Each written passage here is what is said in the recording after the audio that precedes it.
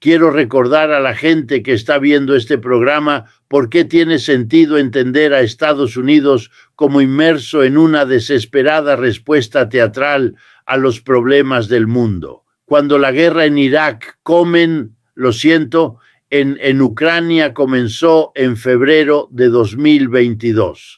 El señor Biden, entonces presidente, y muchos de sus altos funcionarios declararon públicamente, y ningún funcionario estadounidense importante lo desmintió, que esta guerra sería corta, que el rublo se convertiría en escombros, que la economía rusa, no podría sostener esto y colapsaría, y que incluso podría ser posible, algunos de los más audaces, imaginar un cambio de régimen en Rusia. Adiós, señor Putin, y tal vez dividir Rusia para que quedara dividida en muchos pequeños países, como el resto de Europa del Este.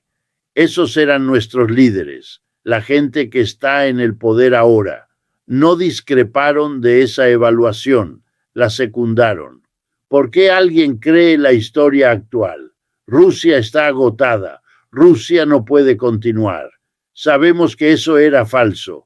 El rublo vale ahora aproximadamente lo que valía antes de que comenzara la guerra. No ha colapsado, ni nada parecido. La economía rusa, según el PIB, datos de las Naciones Unidas, ha crecido más rápido que la economía de Estados Unidos durante cada año de la guerra, incluido este momento. Resulta que la guerra en Rusia tiene un efecto estimulante por la forma en que la han gestionado. No digo que la hayan gestionado maravillosamente en todos los aspectos, pero como empresa económica han hecho con la guerra lo que Estados Unidos hizo con la Segunda Guerra Mundial. Usarla para salir de la depresión, para crecer más rápido de lo que pudieron en la década de 1930, lo cual hicieron, y los rusos también lo han hecho. Puedes fingir que esto no es así, pero lo es. Y si finges que no es así, si crees que puedes simplemente contarnos otra historia, que Rusia está agotada y nosotros no recordamos que hace 3 años nos dijiste que sabías lo que pasaría y todo fue erróneo, entonces el loco eres tú, no nosotros. Y ahora sobre que podemos ganar la guerra, dice el señor Zelensky. Rusia es un oponente muy serio, muy bien armado. Ha estado bien armado desde la época soviética, lo que significa al menos medio siglo de prioridad militar, y ya eran un país razonablemente rico. Repasemos las guerras estadounidenses. La guerra en Vietnam fue una guerra entre una superpotencia militar altamente desarrollada y un país pobre y atrasado. Y Estados Unidos perdió. La guerra fue contra el Partido Comunista de Vietnam del Norte. Ellos están al mando hoy. Lo han estado durante todo el intervalo, que ya es de 50 años, desde 1975. Lograron dirigir una buena sociedad y Vietnam, por cierto, es una de las economías de mejor rendimiento del mundo, dirigida por el Partido Comunista, porque Estados Unidos perdió. Ahora vayamos a Afganistán. Es aún más pobre que Vietnam. Estados Unidos contra los talibanes y perdimos. ¿Quién está a cargo de los talibanes hoy? Perdón, de Afganistán, los talibanes, no Estados Unidos. No ganamos en Irak y no estamos ganando en Ucrania. Y en lugar de que eso sea una idea extraña que no estemos, eso no debería ser extraño para nadie. Ese es nuestro historial. No ganamos guerras, las perdemos. Ahora no nos importa, porque es un estímulo para nuestra economía del que no podemos permitirnos prescindir.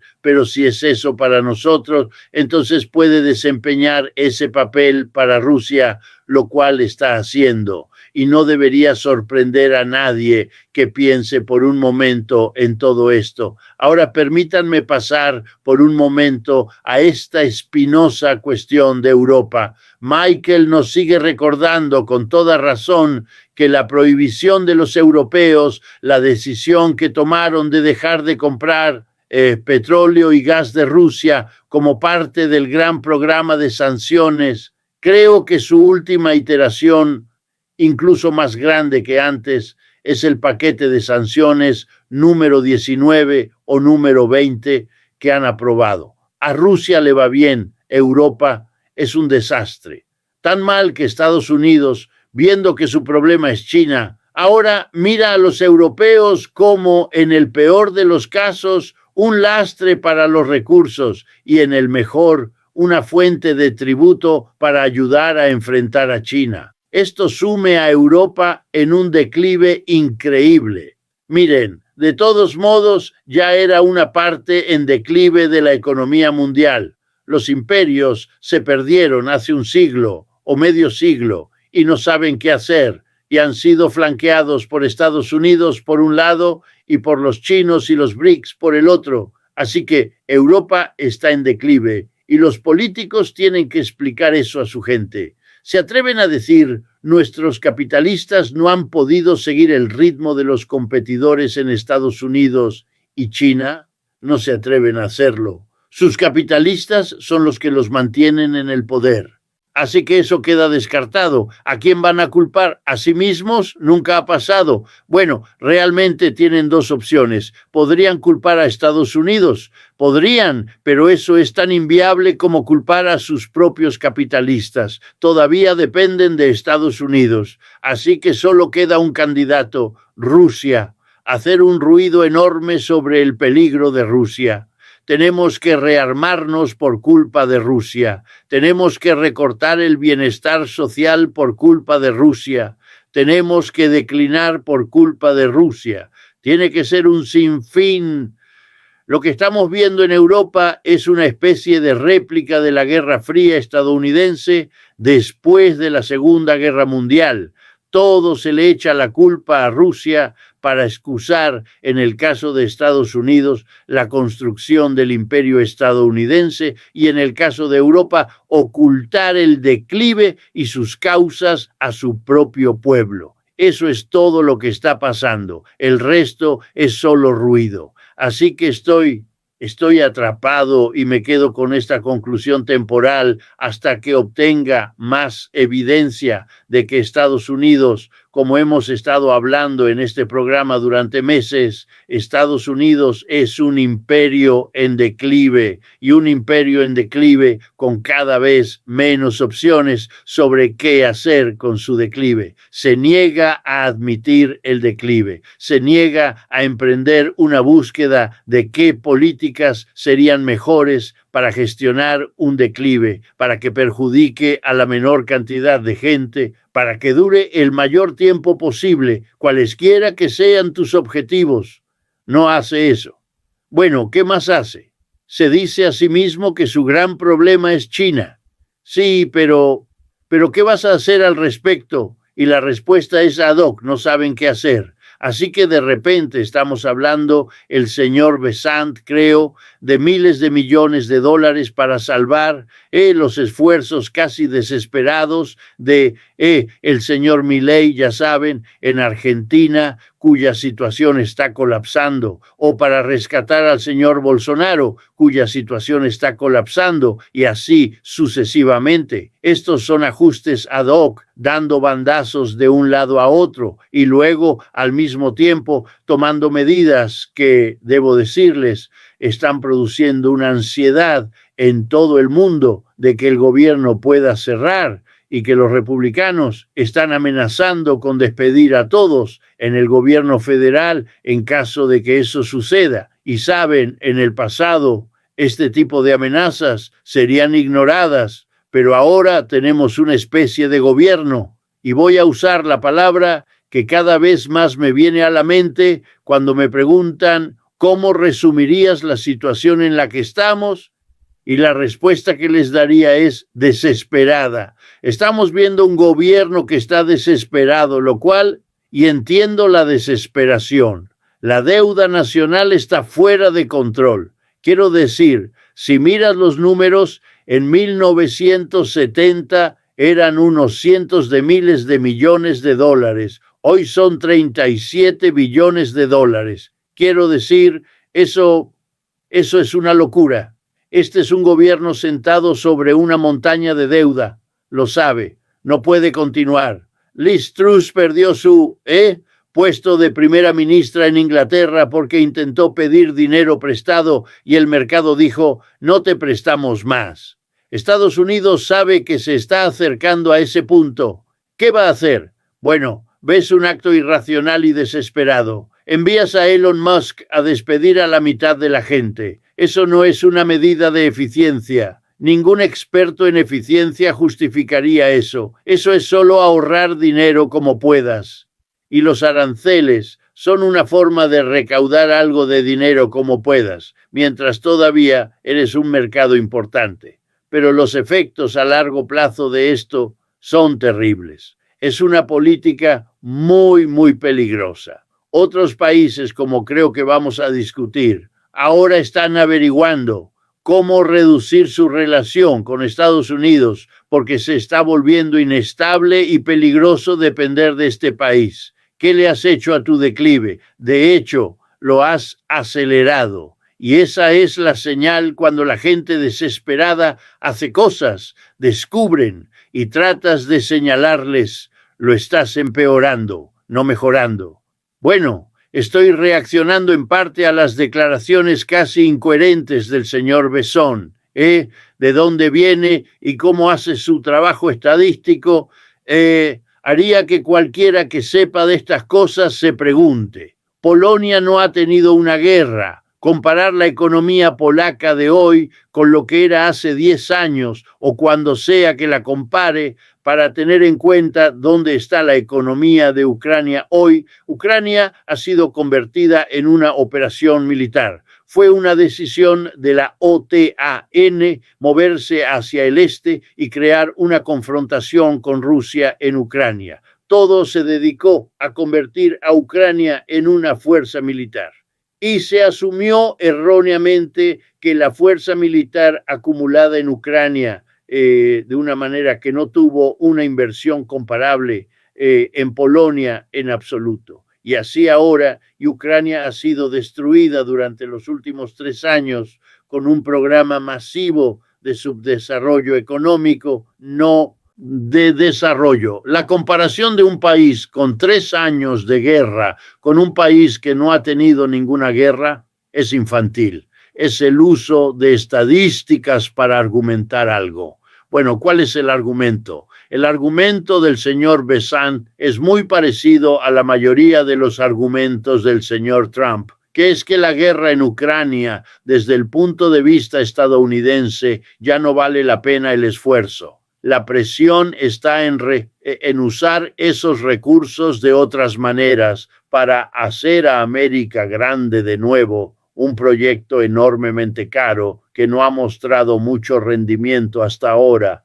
pero involucró a un hombre que alcanzó la presidencia prometiendo terminar la guerra al pueblo estadounidense en unos pocos días o unas pocas horas. Bien, aquí estamos. 8 o 9 meses después, no ha terminado nada. Ha hecho una serie interminable de esfuerzos. No han llegado a nada. Los rusos continúan avanzando lenta y metódicamente hacia el oeste. Ucrania está perdiendo, está bastante claro, si lo mides con todos los estándares habituales y tratas de obtener estadísticas razonables. Esa es la conclusión, no solo la mía, sino la de la mayor parte del mundo que observa todo esto. Y el señor Trump ha dicho la mayor parte del tiempo, yo me salgo, ustedes, los europeos, deberían encargarse de esto. Ustedes deberían gastar el dinero, ustedes deberían darles las armas, les haré un trato, seguiré dándoles armas, aunque no está nada claro si tenía la intención de darles más de las que siempre ha dado a Europa Occidental. Él insiste en que paguen por ellas, lo cual es una señal de, ¿cómo decirlo?, falta de entusiasmo. No quiere pagar por ello.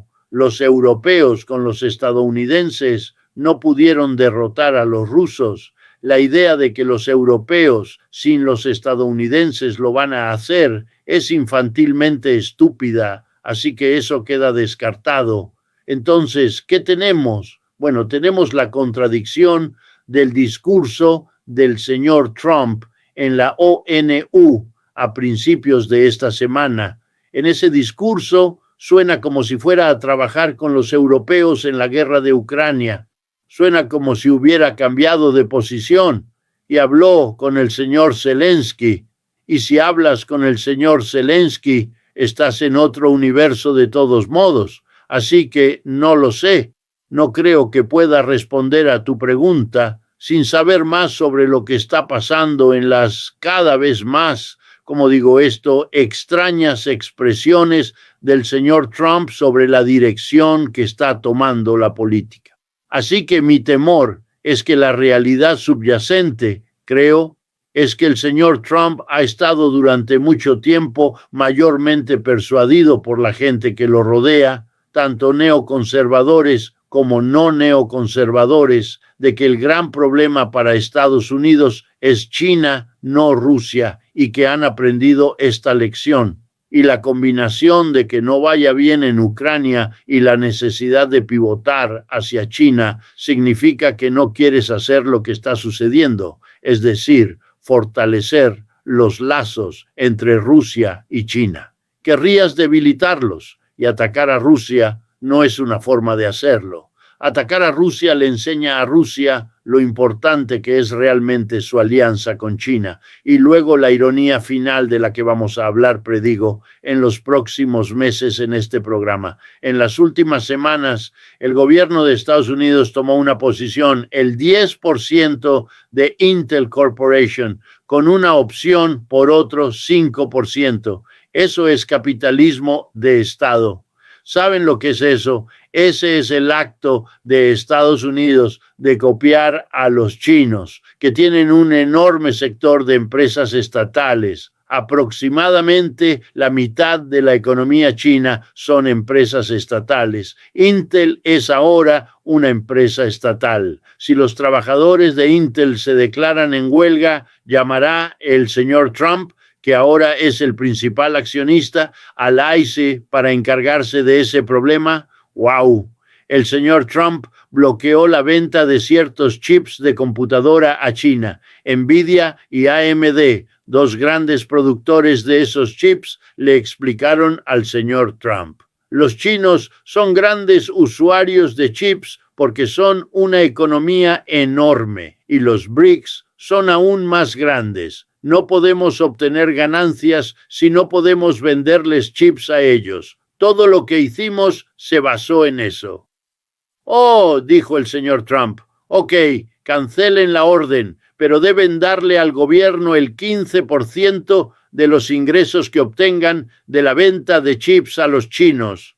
Ese es el trato que tenemos ahora. Bien, esa es la forma más sincera de adulación que la economía china podría pedir. Los estadounidenses, sin admitirlo, sin hablar de ello, están copiando. Y la razón es fácil de ver. El FMI estima actualmente que la economía de Estados Unidos crecerá alrededor del 1,5% de crecimiento del PIB en 2025, por debajo del 2 y pico que había prometido antes. China estima un 5%, India un 7%, que fueron sus cifras del año pasado. Esperan lo mismo de nuevo. No puedes sostener los delirios de Estados Unidos cuando el resto del mundo, tus adversarios, India, China, en los BRICS, están creciendo 3 veces más rápido que tú, 3 veces más capaces de hacer lo que están haciendo. Recientemente vi un mapa de África y el mapa comparaba 2010 con la actualidad, así que 15 años. Y el mapa mostraba el porcentaje, el número de países, estaban marcados en rojo, cuyo principal socio comercial era Estados Unidos frente a China.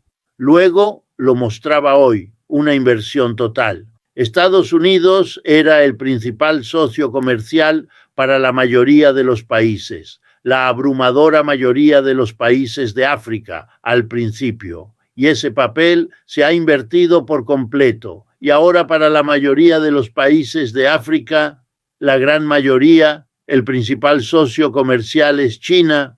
¿Cuántas señales en la pared necesitamos presentar a una persona razonable para entender hacia dónde va el mundo? así que eso deja a los militares. Y la guerra en Ucrania plantea muchas preguntas que Michael resumió. La escasez de armas, gastarlas, dárselas a los ucranianos, porque el señor Zelensky parece haberse convertido en un ícono de esta locura europea sobre Rusia. No sé cuáles son los planes del señor Putin, y sé que usted, el oyente, y ustedes, los europeos, tampoco lo saben. Lo mejor que podemos hacer es mirar lo que vemos, reunir la evidencia y hacer una estimación razonable. La explicación de por qué Ucrania que dan los rusos tiene cierto sentido.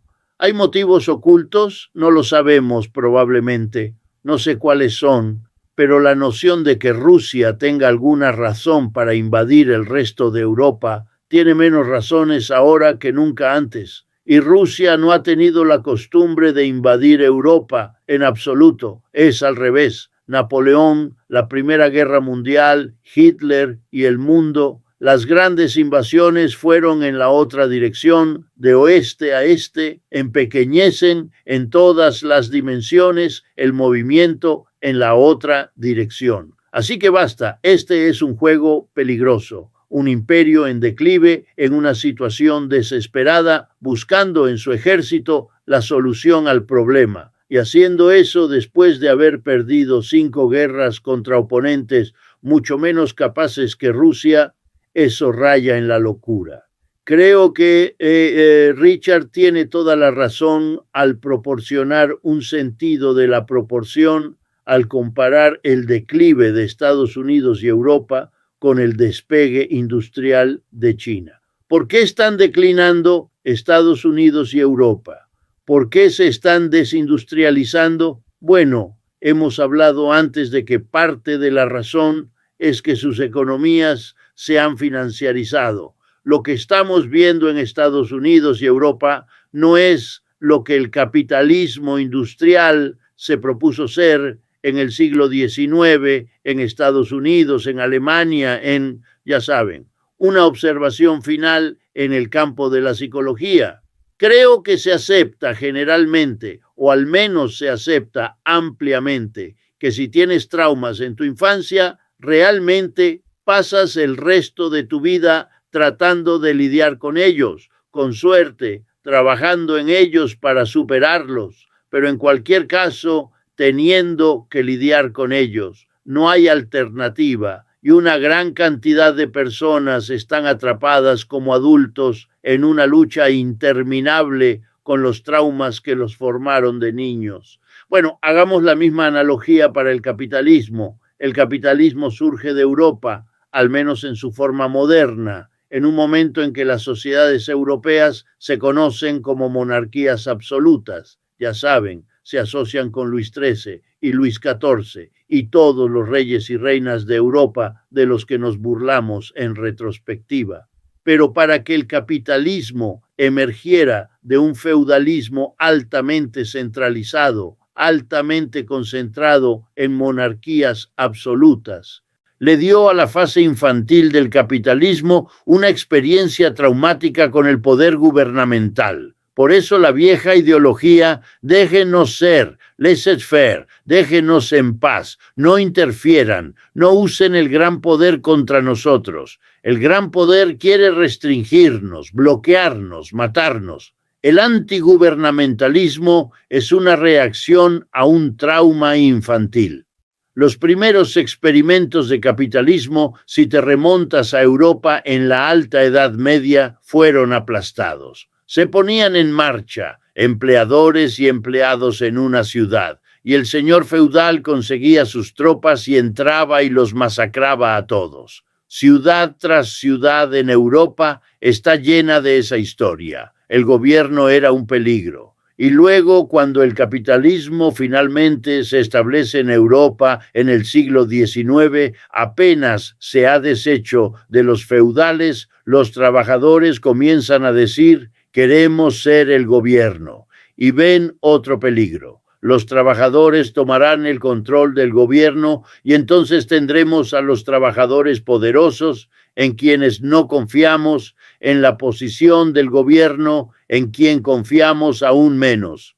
Así que está tan arraigado en ellos, tienen que celebrar la privatización. Miren al señor Trump, la celebra mientras la viola todos los días. Es una ideología tan desesperada, pero tiene sus efectos. No puedes hacer aquí lo que hicieron los chinos, y el resultado es que Estados Unidos está siendo flanqueado por los chinos.